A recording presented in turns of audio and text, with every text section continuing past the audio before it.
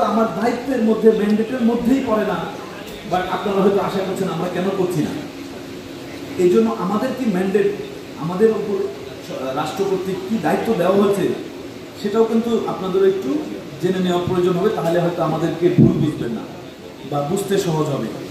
এছাড়াও আমরা র্যাব 5টা জেলা কভার করি। আমাদের যদি টোটাল জনবল শুনেন আশ্চর্য হয়ে যাবেন যে এত কম। এই মুহূর্তে আছে 471 জন। প্রতিদিনই চেঞ্জ হয়, কেউ যায় কেউ আসে। 470 থেকে 80-র মধ্যে জনবল আছে। জেলা কয়টা? 5টা। তো এর সকল জনবলে কিন্তু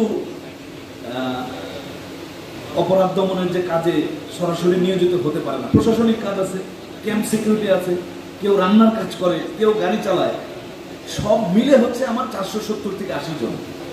বাট আমাদের যদি আপনারা গত দিনগুলোতে আমাদের অ্যাচিভমেন্ট দেখেন যে আমরা কি পরিমাণ মাদক উদ্ধার করেছি, অস্ত্র উদ্ধার করেছি, সন্ত্রাসী গ্রেপ্তার করেছি, তাহলে পরিমাণটা দেখে আশ্চর্য হওয়ার মতো মনে হবে যে এত কম জনবল নিয়ে আমাদের উদ্ধার কিন্তু অনেক।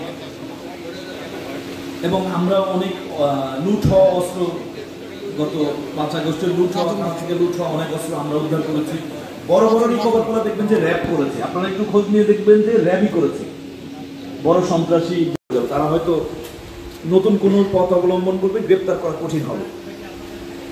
আর একটা ঘটনা ঘটে গেলে ওই কয়েকদিন হয়তো খুব আলোচিত থাকে, এরপরে মানুষ যেটা আদালতে, সেটা তো আমার এখতিয়ার নাই, কিছুই করণীয় নাই। সে নির্দোষ যদি হয় আদালতে প্রমাণ হবে, দোষী হইলেও আদালতে শাস্তি হবে।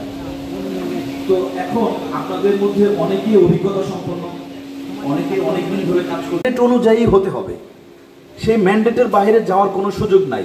আর আপনারা জানেন যে বিগত দিনগুলোতে কিন্তু আমরা সম্পূর্ণভাবে আইন মেনেই কাজ করছি। একটা উদাহরণ দেখাতে পারবেন না যে আইন বহির্ভূত কোনো কাজ আমরা করছি। এবং আমার কোনো সংকোচ নাই উল্লেখ করতে, কয়েকদিন আগে আমি 2 জনকে মাতৃবাহিনীতে ফেরত পাঠিয়ে দিয়েছি। ড্রাস্টিক অ্যাকশন, নজিরবিহীন, একদম instant, without any delay, send back মাতৃবাহিনীতে। ইন্টেন্ট ভালো ছিল, শুধু মেথড ভালো ছিল না। মেথডটা আমার ম্যান্ডেটর বা আমার যেভাবে করার কথা সেরকম ছিল না। শুধুমাত্র এই দোষের কারণে তাকে আমি মাতৃবাহিনীতে, ওই 2 জনকে মাতৃবাহিনী